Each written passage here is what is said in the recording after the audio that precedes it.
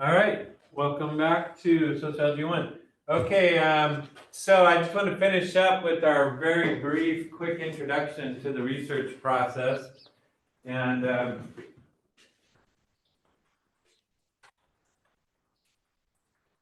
just to reiterate, we're highlighting the idea that there's two main ways to gather information from people. There's quantitative and qualitative. I put this on the board the other day, but I'm sharing it to the screen now. And again, I would encourage you to get the lecture note. The lecture outline for research process goes into things I'm not going to test you on because I'm trying to speed things up.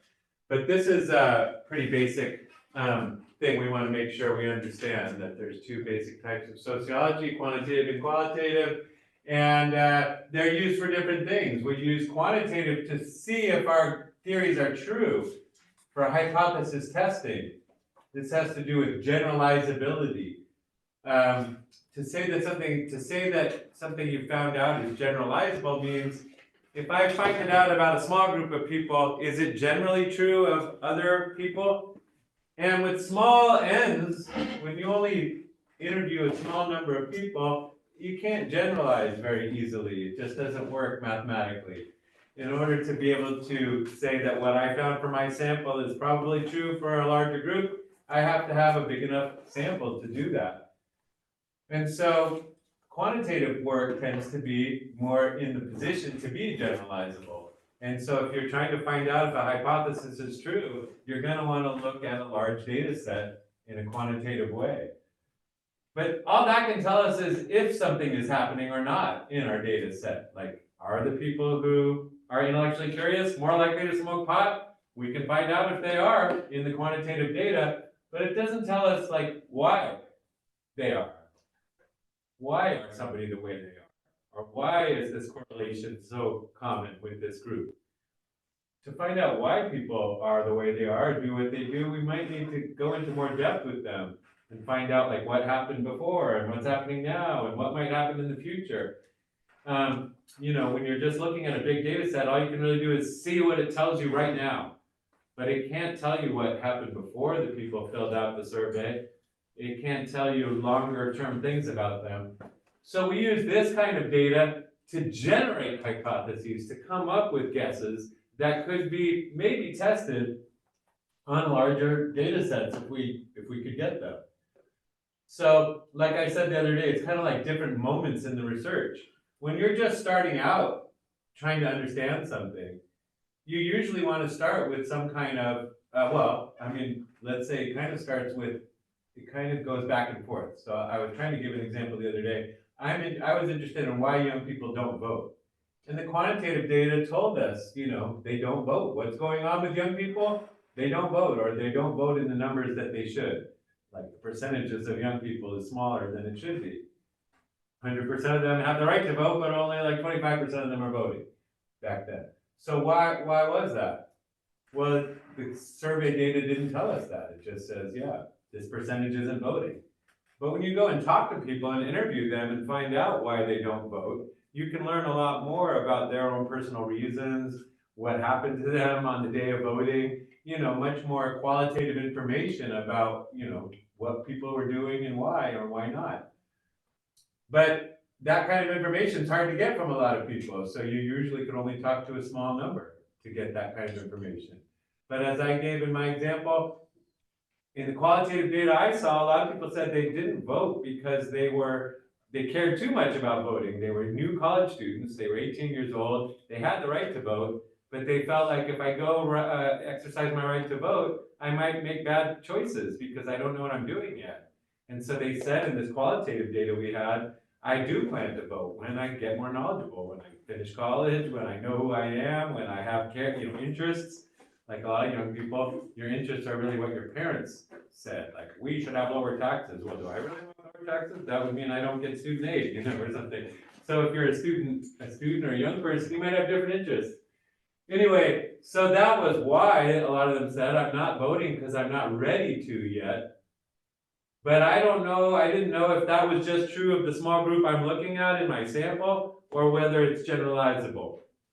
And to generalize it, we would have to find out if it was true among a larger number of people. And so in my study that I did, I said, well, we need to try and test this theory on a larger data set.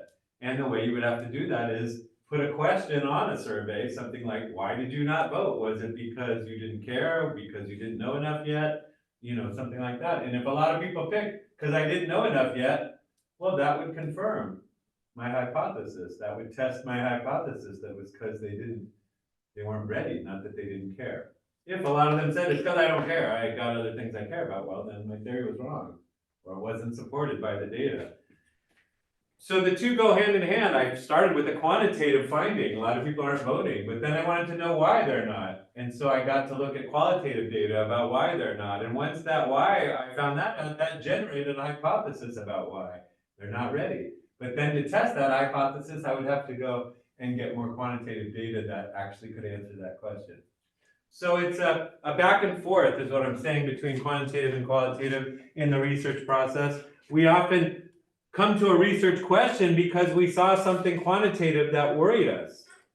Like a thing I'm worried about is why are there so few students wanting to come to class on live now? It used to be our live classes were filled, then COVID happened, now we don't have enough people. Another question I have is why are there so few males? We actually have an even number right now of males and females, but throughout colleges and universities in the world today, it's like 70% or 60% female.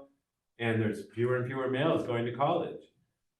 And we don't know why. Like I've tried to look up research. What's the reason why young men aren't coming to college? And they haven't done a lot of research on it. But that's like a quantitative thing. 60% of men aren't coming to college.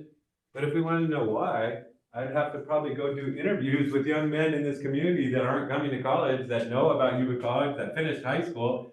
They're just not coming. And I'd want to know, what are you doing instead? What else is going on? Did you ever think about going to college? Did you try it? I mean, a lot of questions I would have about why aren't you not in college when it's probably your best choice if you're 18 and you finish high school, you know, and you're trying to make money in life. Why are you not in college? So anyway, so the quantitative question, the quantitative information, people aren't in school, leads to a question, why? And then you would do research, qualitative research. But then what you could do with that qualitative research would be limited because it would have to be a small number of people. And so so that leads to the last thing I wanted to bring up, which is sampling strategy.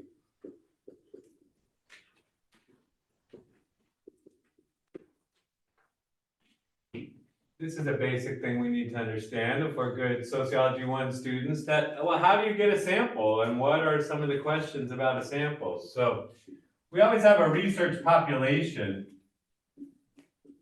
That's the group that you're trying to understand. That's the group you have questions about. And research populations differ. So if my question is, why are there so few young men in college? What's my research population? Well, it would be college-age people. I'm interested in all college-age people, and I want to know why the males among them are less likely to go to college than the females among them. So that would be my research population, but I can't interview everybody in my research population. There's millions of them. And I don't need to survey all the millions of people that are college-aged because through the magic of sampling, if I get a right number of people and from the right places, then that small group can tell me what the big group would have told me. And so the basic idea of sampling strategy is you want to give everybody in your research population an equal chance of getting into your sample. A biased sample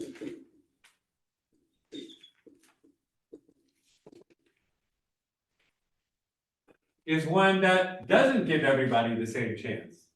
If I'm trying to study college-age students in the United States, and I want to get a sample of them to do a survey, like, is the reason you're not in college because it costs too much or something? That's my question. But I need a survey to answer that. So I need to survey a certain number of them. How many? Well, let's say there's millions over here, n equals millions.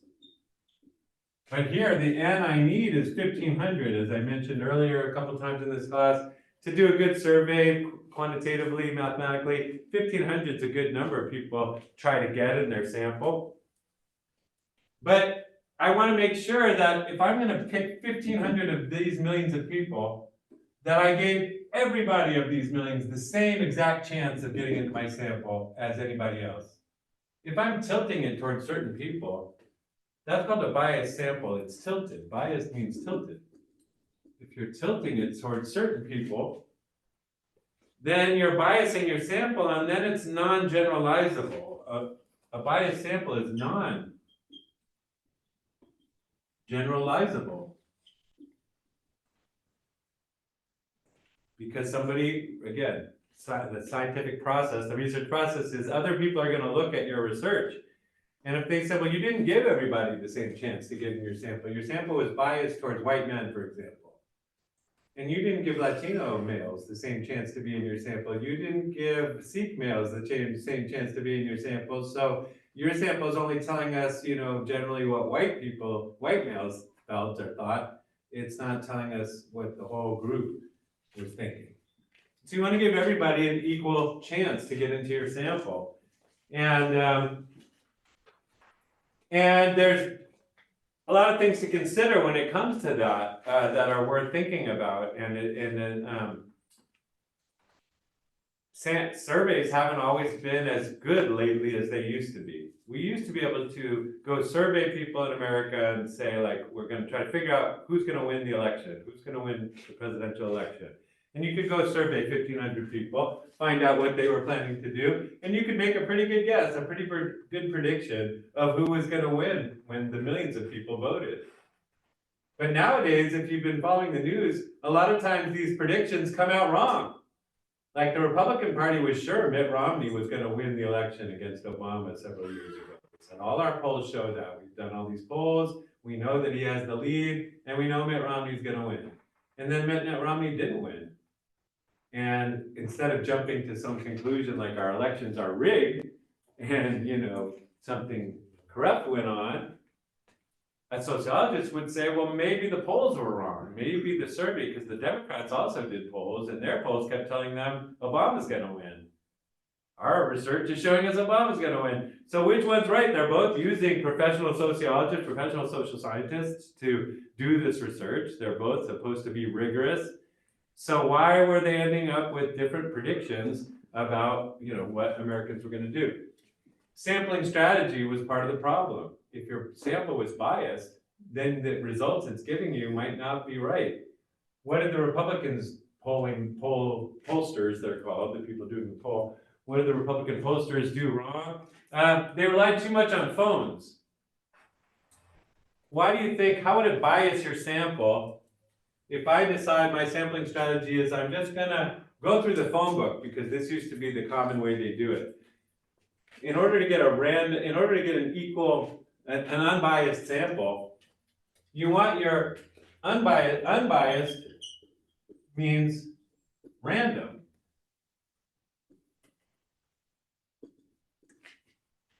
Meaning, I don't want to bias my sample towards any particular group. Meaning, I want to give everybody equal chance to get in. Which, in another way of saying it is, I want to randomize who gets in. I want it to just be totally random, not tilted towards a particular type of person. And so what's a good way to randomize your sample? They're often talked about as a good sample. A good sample is random and representative. A good sample is both random and representative.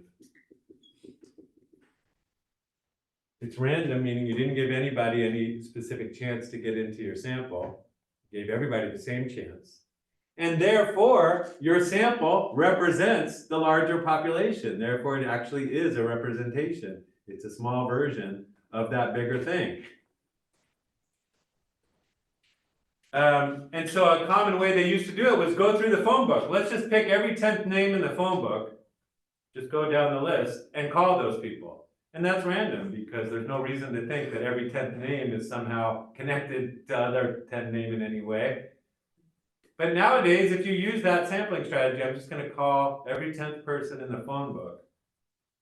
why might you end up with a biased sample? Who would it be tilted towards? Who would actually answer the call and do your survey? You're calling them up to say, hey, I'm doing a survey on who you're gonna vote for president. Will you answer my questions? And so this is a fun one to think about, guys. Why do you think that would be? That I'm trying to reach a random representative sample and I'm calling through the phone book and I end up with a biased sample. Why would that be? What do you think are some reasons why a pollster would end up with a biased sample if you did that? Coincidence? Well, coincidence would be random, and that can't help that. But if I'm just going to use the phone book to just call people, who would answer my survey? A good question, a good thing to think about here is response rate. Not everybody's going to answer their phone, right? Not everybody's going to actually agree to the survey, right? So who would? Why might it end up being a bad sample? This is something I think you can think through as human beings right now. In your daily life, if you got a phone call and was from a pollster, what experiences would that have? What would be involved there? I think a lot of people will like hang up, like they won't want to talk. Did they even answer it? Probably not. Why not? Well, maybe they'll think it's like a. Why? What's different now? In the old days, you go through the phone book, this page thing with pages on it. If you did that now, who would you reach on your phone, and why might you not? Who would you not reach? What kinds of things would people do to make sure that you didn't reach them? The elderly? Would you be able? The elderly you would reach. Who would you not reach? Like when I reach you, what would you do? What? Just think through the lived experience here. I'm a person, and some pollster is trying to reach me. How are they going to do that with the phone? What kinds of things happen? Well, it depends, because like the phones that we have now, Yeah. it'll say like scam likely. It says something on there. The first thing is you can screen your calls. Yeah. Young people screen their calls a lot more than old people. My dad, if his phone rings, he picks it up. Hello? Because that's how it used to be. When I was young, you had a phone in your house, it was connected to the wall, and it just went ding. And the only way to know what was happening is pick it up. Hello? Well, nowadays they don't do that. Nowadays people go, oh, it's a pollster. Oh, I don't know that number. That's not in my contacts. I'm not answering that. Who does answer it? If you were to go through the phone book, first of all, is your cell phone listed in the phone book? What phone book? I mean, who has a phone book anymore? Do you have a phone book? There are phone books, and some people have them, and some people list their number. Who lists their number in phone books? A lot of landlines. Do you have a landline? I don't even own a landline anymore. So if somebody was using the phone book to call all the landlines randomly, it really wouldn't be random, would it? It would tilt towards old people, towards lonely people like someone's calling me, hello. But if you're a busy young man with a lot of things going on, I don't need to answer this call, screw it, I'm not taking it. And so you end up biasing it. So the Republicans were using phone sampling. That's just an old-fashioned method. Let's call people up based on their phone number and hope we get a random sample. Well, they didn't get a random sample. It was tilted towards older, whiter, richer people who own property, who have landlines. And in that sample, yeah, Romney was the choice. But their sample was wrong. It didn't have enough young people. It didn't have enough young Latino people. It didn't have enough young women. It didn't have other kinds of people. And so those people, if you had to ask them, who are you voting for? A lot of them said Obama. So the Democratic strategy of sampling people was a better one in terms of science. They realized that a lot of our voters aren't in the phone book. We want to talk to them. They had learned because we want to reach them to ask for money or promote our candidates. The Democrats were more aware than the Republicans that you couldn't just use the old methods of reaching people and expect it to give you an unbiased result. And so sampling strategy is important. And anyway, the idea is to give everybody an equal chance, not to bias your sample. I'm trying to think what other, normally what we do in this class is I imagine we have a survey we want to give to Yuba College students. And what would be the best way to randomly represent Yuba College students? Would it be to stand out there in the quad? What might happen if you just stood out there in front of the library with your survey and said, hey, come fill out my survey? Would that be random? Can you think of any ways that you'd be tilting your sample if you only got it by getting people to come up to you out here? Who would not be in my sample? Who would I be systematically keeping out of my sample, not giving an equal chance if I did it that way? The community. Hmm? The community. Well, let's say if I only wanted to survey UB College students, if my question was, are UB College students who are intellectually curious more likely to smoke pot than other UB College students? And so I only need UB College students, so my research population is UB College students, not the community. I don't need them, I don't want them in my sample. I just want UB College, enrolled UB College students. And that is an N of about 6,000, by the way. But I only, let's say for my study, I only need 150. Because that's possible. In a smaller total population, you might need a smaller sample. So let's say I only want 150. So I take my 150 surveys and I go stand in the quad and I say, come fill out my survey. Are you a student? Come fill out my survey. Is that a good strategy? Who would I be keeping out of my sample if I did it that way? What? Quiet people. So introverted people aren't going to want to come up to me and start filling out a survey. They're going to see that and walk the other way. So I'd be biasing my sample towards a certain kind of personality, you know, sociable people that want to talk to people and stuff like that. What other biases might there be in my sample if I did it that way? Who is on campus during the day and who's not? Is there anything systematic to that? Online people? So online people, and is there any, I mean, that could be random. If we had a random group of people online and a random group of people on campus, then that would be okay to just go with the on-campus people. But is it random? Are there reasons to think that certain types of students are online and certain types of students, like in terms of things like age? What would be our expectation? Would there be a certain kind of age that's more likely to be on campus versus online? Not sure anymore. What? I'm not sure anymore. Well, age is maybe one, because for one thing, a lot of the online students are full-time working people. And if you're a full-time working people, you might be quite a bit older than the people who don't have full-time jobs who are able to come to class during the day. So I think a big difference you'd probably find just looking around this classroom is we know the average UB college age student is 29. That's the average. How many in here are below 29? Oh, most of you are. And so the point is on the online, the live students on campus tend to be younger, tend to be people with fewer commitments in life than the older people. That's one thing. Another difference is online people are probably more dispersed, and they aren't just people living in Marysville. They're people all over the 5-county area that the UB College district is in. You know, you could probably find other systematic differences. In other words, not just random differences, but things that really make this group different than that group. And so you'd want to be very careful about those things. Another question would be like time of day. Which classes is it? You know, if it's during the day, there are night classes you could maybe would be a different group of people. Also, you know, some, you know, library might be a certain kind of student with certain kind of classes where you have to go to the library. But if you're the kind of student that's like in welding and stuff like that, and you never go to the library, then you're biasing your sample towards a certain kind of student studying certain kinds of things, not other kinds of students. So these are the kind of questions we want to think about when we're trying to get a good sample. How am I leaving certain people out? Am I only including certain types, you know? And so in this case, I would say probably the best idea would be to give your survey to professors. Find a random sample of professors, because professors include online, during the, you know, live, daytime, nighttime, different subjects, you know, math, English, welding, art.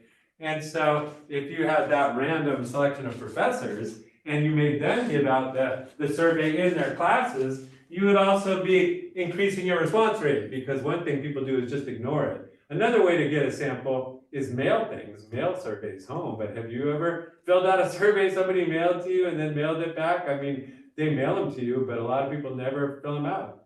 They just toss them in the trash. And people who mail out surveys know that. Yuba College also tries to email you surveys, or they put on Canvas, come do this survey online. Well, there again, they're biasing their sample. Who are they biasing it? People that never go on Canvas, people that never aren't, computer savvy people, or maybe don't have a computer at home. We have a lot of rural people in the Yuba district, people living out in the country that don't have good internet access and things like that. So if you're only using the internet for your survey, you're leaving out people that would probably prefer to have a pencil and paper survey to fill out. So these are questions to think about, and when it comes to quantitative sampling strategy. All right, well, I want to get more into the substance of research and not spend so much time on the abstract question of how do you do research, but what research is there? So we're going to talk about research on family issues, and we're going to go next after that into research on education issues. And so these are related topics, but I want to help us learn a little bit about what does sociology say about the family. The family is one of the key institutions. When we think about functionalism and the building blocks of our machine of a society, or the parts that make it up, the family is considered one of the key institutions. Let's just talk about that for a second. Family equals one of the main social institutions of any society. Conflict there to see it a little bit differently. They see families as kind of oppressive units that are, designed to give men power over women and children, but functionalists see it as this basic building block of the society, and that's very similar to how many mainstream Americans see the family. Like, America is a nation of families, and we all approach our citizenship and our group membership as a family, joining the family of other families. And what does it do? What are the functions of the family? In other words, why do we have families? What do they do? Well, one of the key ones is that it's a primary agent of socialization. We haven't really used that word much in the class. It's a key idea, a functionalist word, that children have to be taught the ways of society. They have to be socialized. And the family and schools, by the way, is another primary agent of socialization. But one of the reasons sociologists study families so much is, whether a society changes or stays the same, a lot of it comes down to how families raise kids. If you raise kids to just kind of be the replacements of the people already in a society, then the society won't change that much. People will take their places and keep the thing going. But if you raise your kids to question society and challenge it and not do exactly what has been done before, then families can cause social change too. But basically, they help promote continuity, promote social stability and continuity. We mentioned earlier in the class that when World War II happened and all these soldiers were coming back from World War II, one of the main ways the country decided to try and stabilize things and bring the country back to a peaceful, harmonious state was to make sure these men could get married. So they gave these men money and homes and other things to make sure that they would be marriageable, and start getting married and having kids. And that, as we learned earlier in the class, was a big change in American society that shifted us towards this, everybody stay home and own their own homes and take care of their families, the American dream idea. And of course, nowadays there's lots of concerns about the state of our family, about the American family, as it's called. Is it in good? Are people getting what they need from their families? Are families serving their function for the individual? Like, are you getting what you need from your family? Emotional support, physical support, nutrition? Is the family serving its function for society, helping raise good Americans that do what they're supposed to do to help keep America going? And there's a lot of issues around things we've already talked about in this class, things like gender and race and sexuality and all these questions about, should the family change? Should we keep it going the way it always was? Or should we help it change too, to accommodate these other changes that have gone on with race and, with gender and sexuality and things like that? You know, a big issue still in America today is abortion, and should women have the right to have it or not? And the presidential election itself might come down to a lot of that question. And so it's a big issue for America, the family and what its functions are and how we should see families and how we should expect them to work. And so we're going to look at some research about families. The first one, I'm going to call it Roman numeral number 1, is called Divorce in Perspective. And here again, there are lecture outlines available on Canvas that I encourage you to get and look at. It will definitely help you follow this lecture I'm about to give. This idea, this research I'm reviewing, comes from somebody named Stephanie Coontz.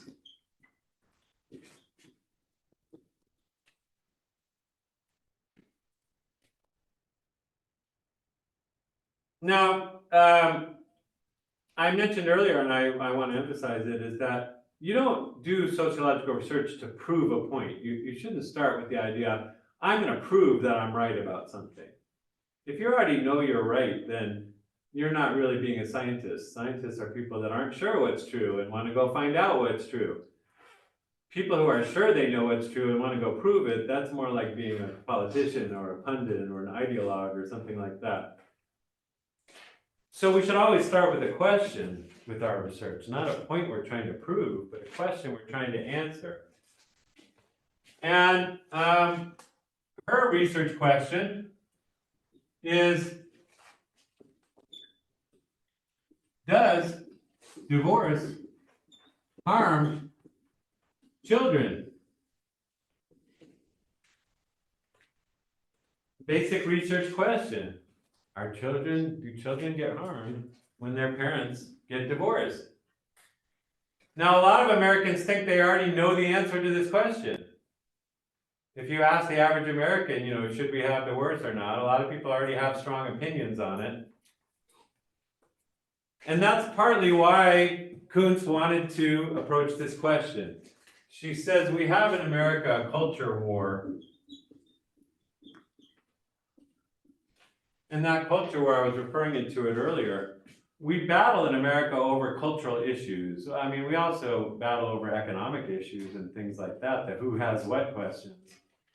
But if culture is about not so much about who has what, but who thinks what and feels what, then what is the culture war about? Well, it's about cultural issues, things like abortion, should it be allowed or not? Gay marriage, should we allow that or not? All kinds of things around sexuality, the family, privacy. Should children be allowed to choose their pronouns at school, or should the school have to tell the parents? That's a big battle in California right now, in Rockland, especially where I live. These are cultural issues around, sexuality, gender, child rearing.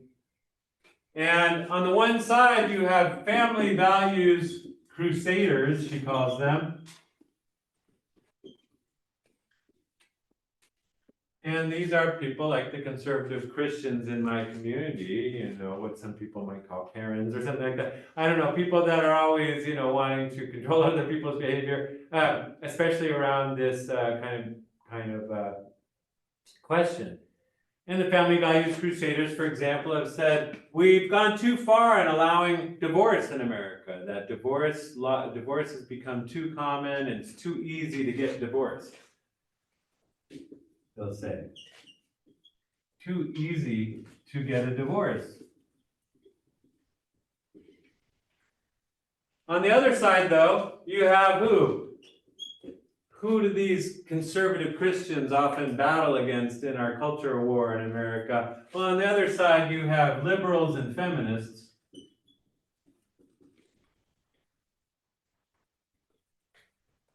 And if you ask liberals and feminists, should we allow divorce? Is divorce okay? A lot of liberals and feminists would say, yes, we definitely should be allowing divorce because a lot of women are abused by men and children are, and so forcing people to stay in households with abusive, addicted males doesn't help anybody, doesn't help society, so why would we force them to do that? So they say, yes, no, divorce should be simple. Divorce is good in a way, not good, but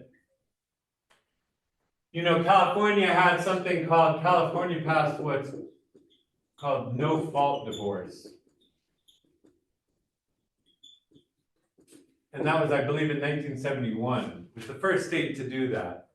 Before that, you had to prove in a divorce, you had to prove that the other partner violated your marital contract. So in the old days, if you wanted a divorce, you had to go to a judge and say, look, I have proof, judge, that my husband's cheating on me or doing other things that me and I should have a right to divorce them. But California began to say in 1971, why should you have to prove to the court anything? If you don't want to be married to the person, you should be able to stop being married to them. It should be a basic right. And ever since, the divorce rate did go up. So what is the divorce rate? It's about 50%, meaning of all marriages, if you were to go, look at the paper today and see, or I don't know where you can find out who's getting married today, but all the marriage announcements, if you were to go see all the people getting married today in Marysville, you could predict pretty well that about 50%, about half of those marriages are going to end in divorce.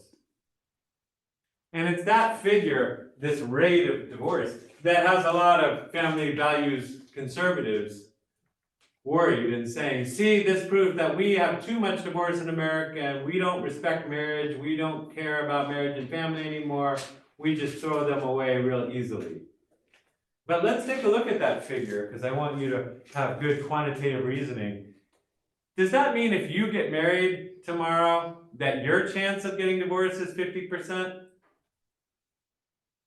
Do you have just as much of a chance of staying married as getting divorced? If the divorce rate is 50%, does that mean in your first marriage, it has a chance of ending 50%? Not quite. No, because this figure, 50% of all marriages, is all weddings. And so that includes people on their second wedding, and their third wedding, and their fourth wedding. But if you were to just only look at people getting married for the first time, how many of those end up in divorce? Not very many. Like 70% of them, they stay married. So it's a misleading figure when you hear conservatives say 50% of all marriages end in divorce. Americans don't care about marriage. Well, that's not really an accurate way to look at the figure. A high percentage of first marriages, people stay together. And if people are getting remarried and then remarried again, that could also be looked at, they really do value marriage. They're not just throwing it away. Their first one didn't work out, but then they tried again. And then they tried again. I mean, that's what the divorce rate reflects, is people, trying to find a good marriage, in a lot of ways. They don't just end their marriage and then never try again. And so what does the figure tell us? Maybe it tells us most Americans really do value their marriage and try to stay in it, and even the ones that had trouble are trying to get to a good marriage. So maybe that's a better way to look at the figure. But conservatives have said, this is just too high a figure. More marriages should stay together, and we shouldn't be allowing, so no fault. It used to be that, why did California change it? What would be, do you think, an unintended consequence? I've used that word, but it was the unintended consequences. Abortion is a similar thing. It was right around 1971 that they started legalizing abortion. And remember, we talked about second wave feminism. It was second wave feminists calling for some of these things, like we should be able to end our marriages, we should be able to end our pregnancies. I'm sorry I'm boring you, but these should be, I would say, interesting issues for young people today. Because they're up for debate, and you might not know where you stand. But the conservatives said, making it too easy for people, and so what are the unintended consequences of not allowing abortion?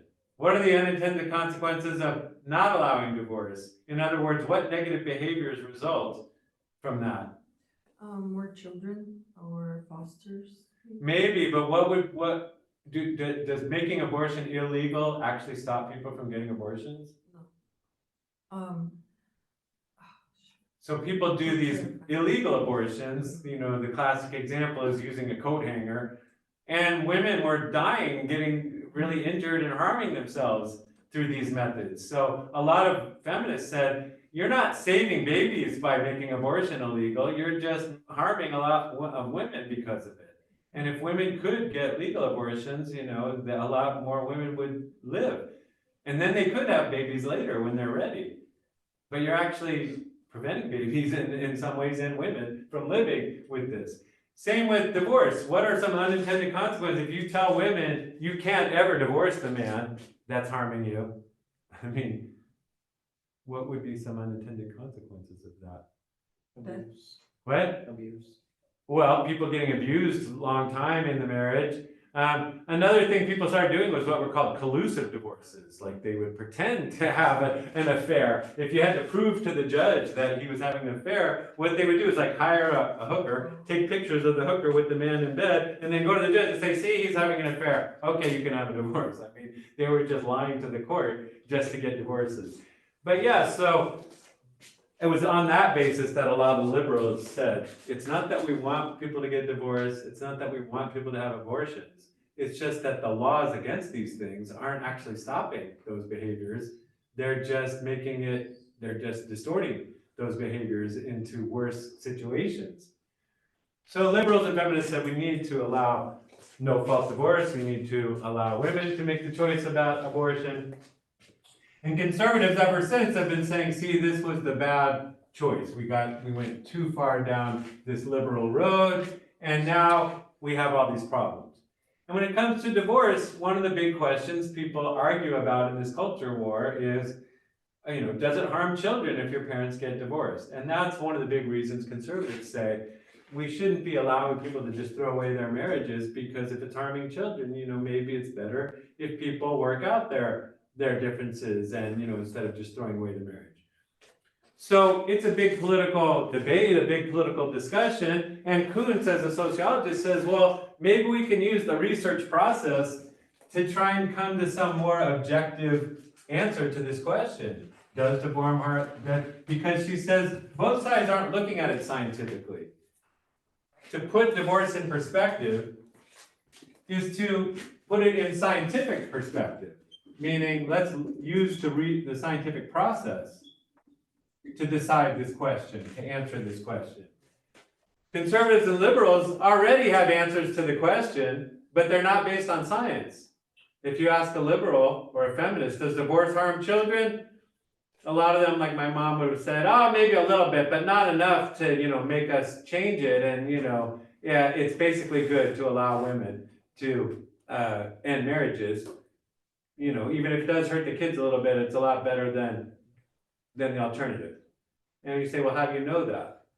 Well, I know that because women should be free. Women should have rights. Women should. Well, you're not really basing it on science. You're basing it on ideology in that case. You're saying, I think women should be free to do this, so that's why I support it. But that's not the same as science. If you ask a conservative, how do you know that divorce is bad? They'll say, well, God and the Bible tell me, hundreds of years of thousands of years of religion tells me that it's not a good thing, it's sinful. Well, there again, that's not science, that's ideology, that's faith you're basing it on. And you're not going to convince a feminist and a liberal that they should follow your faith. And liberals and feminists aren't going to convince a conservative that their ideology is the correct one. So if you're just having ideological and religious debates over it, you're never going to really not going to convince too many people, you're just going to keep arguing. So she reasons, well, maybe if we were to use reason and science as the deciding factor, then maybe we could come to some more objective at least discussion of the divorce question and base our laws and policy maybe on science rather than on, religion or ideology or something like that. So that's her basic research question in a way that we've presented it. If you look at divorce, is divorce the thing that causes, well, what do we mean by harm to children? A key term I didn't really teach you and I'm not holding you responsible for is the idea of operationalization. Meaning, if I have an idea of a thing like harm, well, how do I operationalize that? Meaning, how do I define and measure that? What does it mean to say harm? We have to have something that can be measured if we're going to see if it harms them. And so this one says emotional and school problems. These are things that can be measured. Like, have you had to go to therapy for emotional issues and mental health issues? Have you failed classes or not progressed in school? These are things we can measure in children's lives, that whether they've happened to them or not. And we can also measure whether their parents are divorced or not. And you can compare those measurements. Are the ones whose parents got divorced more or less likely to have these emotional and school problems? And so again, it's a causality question we asked earlier. You're trying to figure out whether X causes Y. There's a lot of questions you need to ask. Her method, Coontz, is what's called a meta-study. A meta-study is a study of studies, I would call it.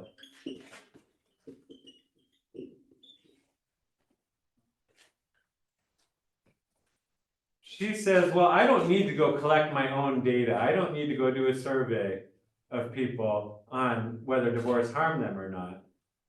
Why don't I need to? Because they've already been done. Hundreds and hundreds of studies of this question have been done. If you go look at the literature, and I didn't cover this, but part of the research process, the very first step in the research process, is to go to the library and find out what's already been found out about your research question. If your research question is, does harm children, I mean, you can look that up. And you can find out what other studies have found out. But she says there's been so many studies, and some have, concluded that divorce is okay, some have not. What we should try to do is combine all those studies into one data set. So she takes all the data from all these other studies and puts them into one huge data set, one mega data set. Mega set of data. That covers literally millions of people, and their data is in here. And when I say data, it's their answers to survey questions on things like, are your parents together, are they not? At what age did they get divorced? Have you ever had school problems? Did you ever fail a grade? Have you ever had mental health issues? Have you ever been seen a therapist? Those kinds of questions. And then you can do what's called number crunching and see, does this correlate with this? If people have been divorced, their parents got divorced, does that correlate with these other variables? Like they dropped out of school, or they failed, or things like that, or they went into a mental asylum. And so you're trying to see, are these correlated? And she finds out, so in her first swipe of the data, I call it, literally swipe the data like nowadays, swipe it through a card reader or whatever, but the first swipe, looking at her data the first time, she finds there is a correlation.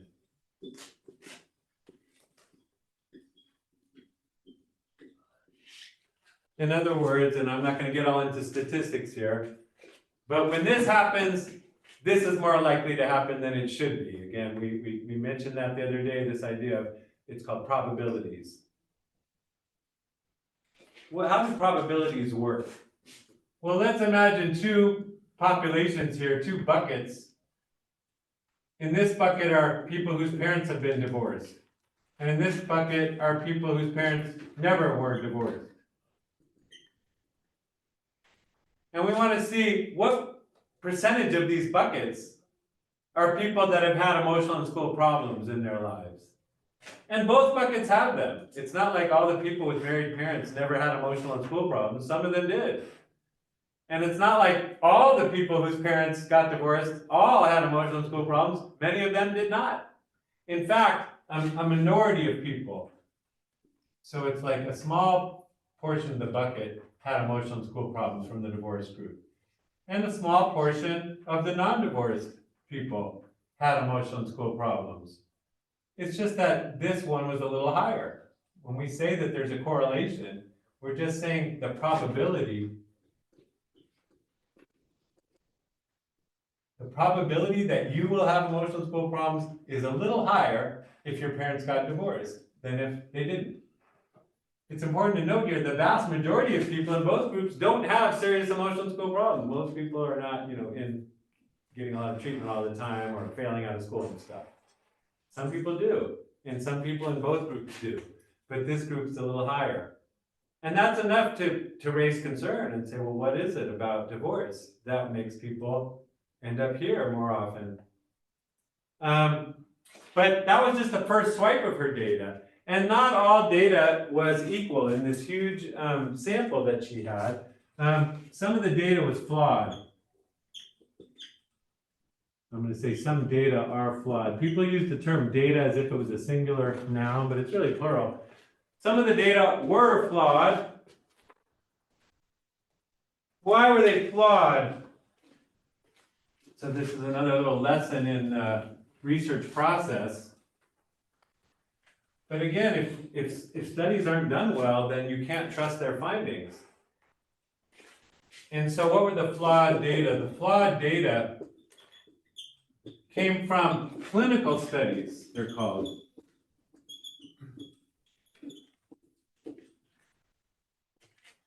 Clinical studies, the sample are people, sample equals people in treatment.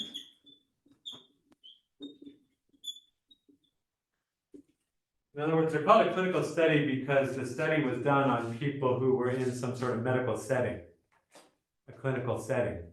And it's common that research is done on those people because it's very convenient. If you're trying to study something, you have these people that are getting treated by a doctor, they're easy to reach, they're easy to ask for their consent and other things. And so it's common to study people in clinical settings, but if you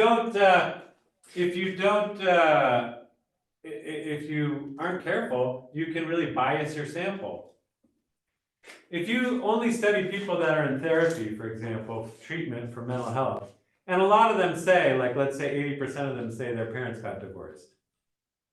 Does that prove that your parents getting divorced is something that might put you in treatment? In other words, can you think of why that sample might be biased? Who's not in treatment? Are there systematic differences? Again, we were trying to have a sample that gives everybody the same chance of being in my research. But if I'm only looking people that are in therapy, that chose to be in therapy, who might I be systematically excluding from my sample? Can you think of anybody you've learned about in this class who doesn't like to go to therapy and probably wouldn't go to therapy even if they did have serious emotional and school problems? Low-income family? Maybe, that's one issue. If you have the income to go to therapy, you might go, but if it's too poor and you're too busy and you don't speak English, maybe you're not going to therapy. So that's a bias. What's another big group we can think of that doesn't like therapy? We just learned about them. The males. Males don't like therapy. In our society, we socialize young men to think you're weak and gay and stupid if you go to therapy. So if you're looking at people in therapy, you're not looking at a random selection of all Americans. You're looking at a pretty specific section of people that have the money to go to therapy, that believe in therapy, that are willing to go. And you're not looking at a lot of people that would never be caught dead in therapy. And so it's called self-selection bias. Because in a way, the people selected themselves to go to therapy, and some people selected not to go to therapy, and therefore your sampling strategy wasn't you deciding who got to be in your sample, it was the people themselves. By deciding not to go to therapy, they selected themselves to not be in your study, in other words, they self-selected. It's called self-selection bias. Because you've tilted the sample towards people that chose to be in therapy. That's a better way to put it, is they've selected therapy, and in choosing therapy, they got to be in your study. But that's not a random sample. That's a biased sample. And so Coontz says, and plus, there's no controls. It might be okay to study people in therapy if you compared them to people not in therapy. Because the big question here is, just because a high proportion of people in therapy have divorced parents, if you didn't look at the people not in therapy, you don't know what proportion of them have married parents. So you're not really getting a complete picture of the therapeutic community and the non-therapy community. So a control group would be one that you compare to the group you're studying. So if you could have another group of people that aren't in therapy, then maybe your sample is more balanced and controlled. But if you're only looking at people in therapy, you have a self-selection bias. So she said, let's remove those studies. Out of this big data set I have, let's take out the ones that are flawed because they have self-selection bias. Then we'll have more of a data set that's only random and representative. That's only randomly chosen people, not biased selection. And therefore, it will be representative of the whole population of Americans, not just certain segments of it. And so she did a second swipe of the data. In other words, she cleaned up her data, is what they call it, took out the bad studies, the bad data. Now we're only looking at random representative sample, only, I'm going to put only random representative sample data. And now she finds there's still a correlation, but it's much weaker. Now again, I'm not going to get all into statistics and how they determine the strength of correlations. You'll have to take a class in statistics that teach you about correlation coefficients.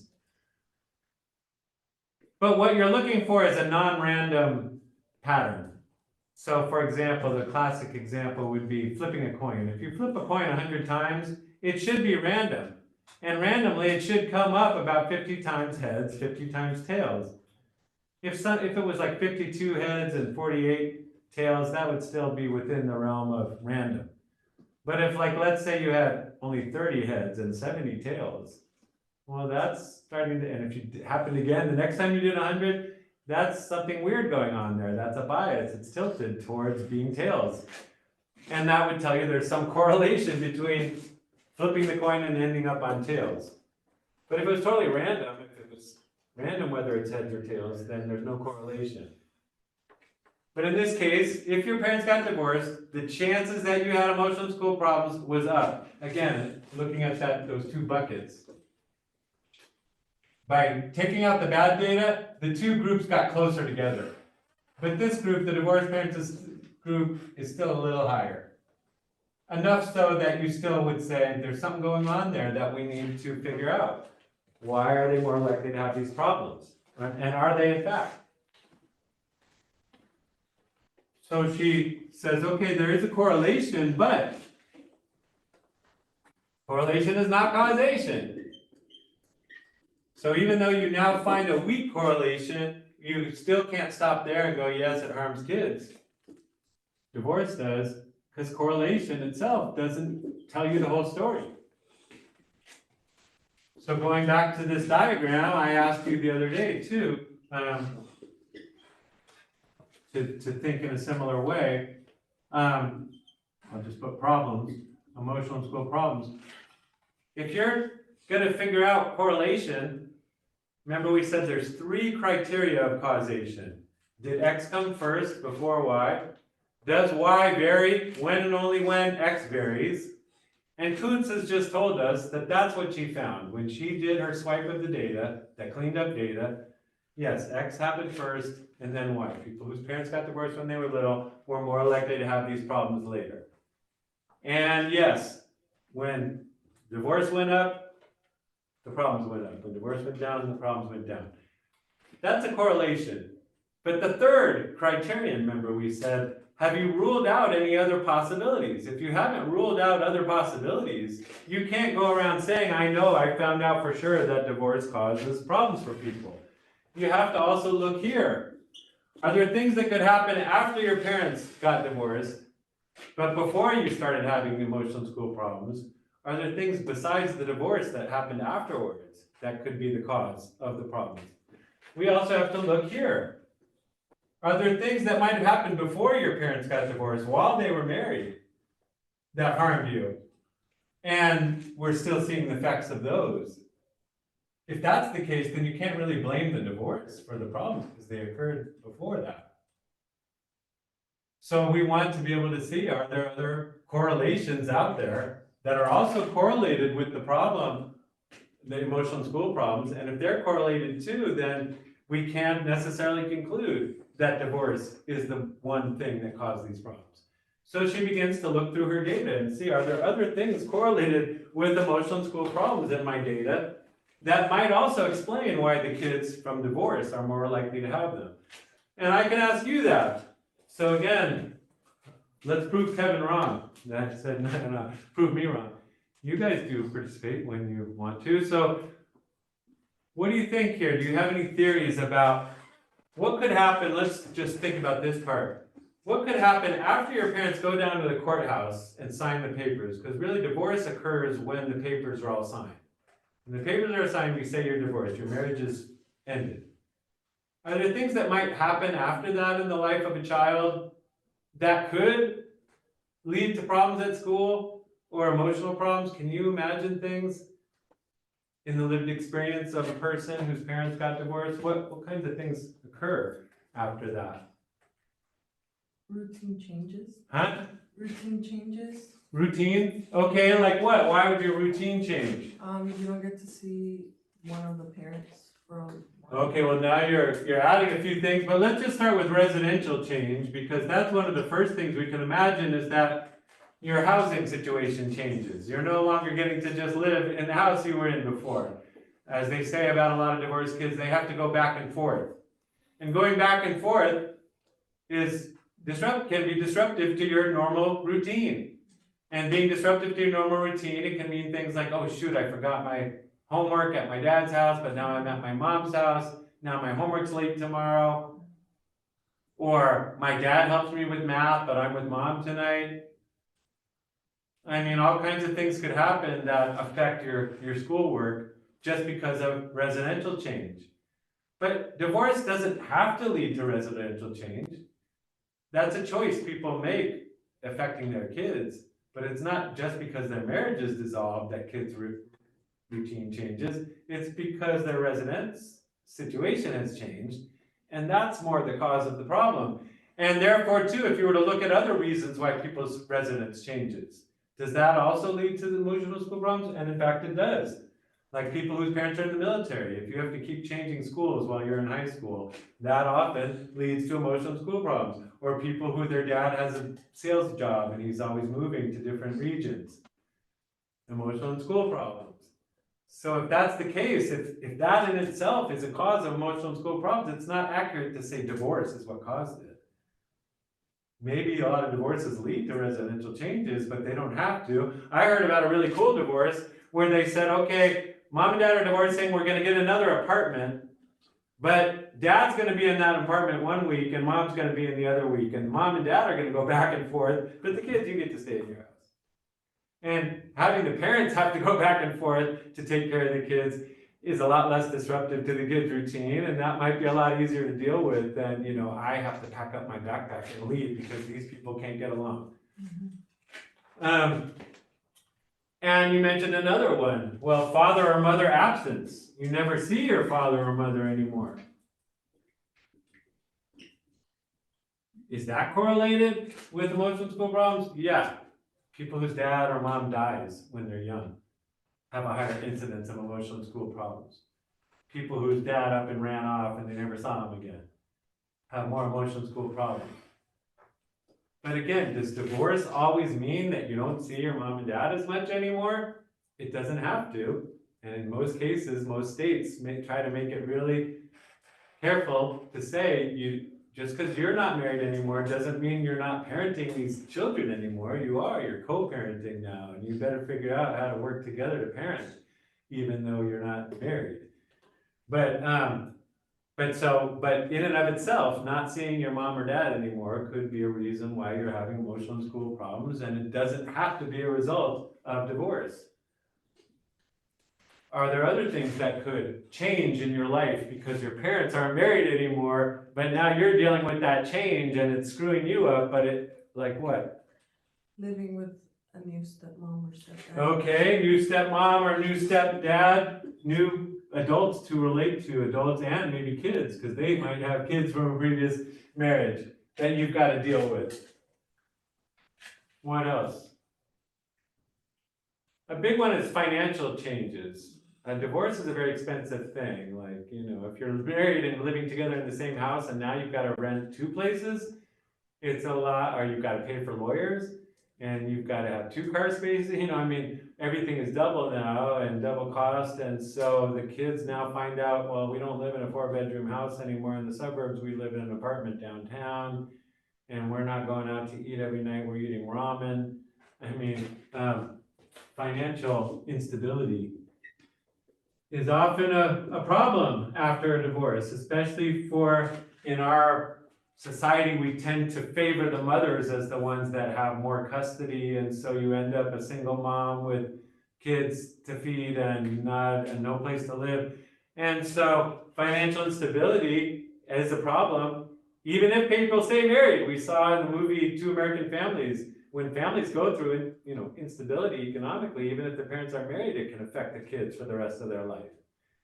So it isn't the divorce itself, it's the financial instability. And there again, if you're a good divorcee, you don't leave your partner in worse situation than they were in when you were together. In fact, that's the standard the state tries to use to say, if you're going to leave this person, we want to make sure that they're not worse off financially than they were before. And so they try to figure out a settlement situation where if you make a lot more money than they do, well, you're going to have to cough it up. And other reasons, other things that you think could happen, things that kids go through when their parents get a divorce that could affect your schoolwork and your emotional state. Maybe like parents getting along. Okay, so open conflict. Seeing a lot of people fighting with each other is not a fun thing for kids to see. They love their both parents. They don't want to hear mom call the other guy asshole. That was my daughter's first word, by the way. Daddy asshole. Anyway, we still joke about that. Today's her birthday. But anyway, and that's not good. Seeing your parents in open conflict while they're married wasn't good. That still affects her. We were married when she learned that word. But after you're married too, people have conflict with each other, and kids seeing that affects their emotions, affects their school. And if you're a bad divorcee, you sit there fighting in front of your kids. But good parents would say, okay, this is our conflict, not theirs. You guys go over here. But what could that lead to? That can lead to too much TV. That was a variable that I'll say screens too. But it's common when parents are in conflict with each other that you then give the kids, hey, here's some TV time. Go watch TV. Go play video games. Here's your Nintendo. And we already know from a lot of research that if you spend too many hours watching TV, first of all, it depresses you. TV literally makes you feel depressed if you sit there watching it too long. It's designed to do that. The commercials all try to make you feel bad about everything, about your weight, about this and that. And the shows too, and just sitting there not doing anything will depress your physical body and make you feel bad and make you hungry and stuff like that. So sitting in front of a TV is not a great idea for hours, and people tend to do it when they're going through crises at home. And so that in and of itself can lead to missed homework assignments, depression, emotional problems. So there's a range of things we could point out here. What about before you got divorced? Are there things that could happen in a home that has conflict going on in it that could affect kids for life, even if their parents get divorced or stay married? Cheating. cheating, yeah, so infidelity is a huge cause of divorce. But seeing your parents not loving each other, sneaking around each other, hating on each other could affect you. And even when people decide we're gonna stick it out, we're gonna stay together, that seeing that infidelity as a kid could affect you for life in ways that could have emotional and school effects. Financial instability is a big one that happens before divorce. People are struggling financially, dad's gambling or something, or whatever, he's not working hard or whatever, or the mom isn't, or whoever, but they're fighting over finances or having trouble with finances, and that's why they get divorced. But those troubles with finances are what affected the kids already in their mentality, in their heart, in their schooling. Financial instability. Open conflict is a big one before marriage. Seeing your parents fight with each other, beat the crap out of each other. Abuse. Abuse of all kinds. So abuse includes, substance abuse, but emotional abuse, and most importantly, physical abuse. All can happen before marriage. They all can happen after divorce. They can happen before divorce, after divorce. So all of these abuse variables could be over here as well. People often start abusing alcohol and drugs in each other after they get divorced. And we already know from a lot of psychological research that if your parents are abusing themselves or alcohol or drugs and things, that in and of itself can affect you.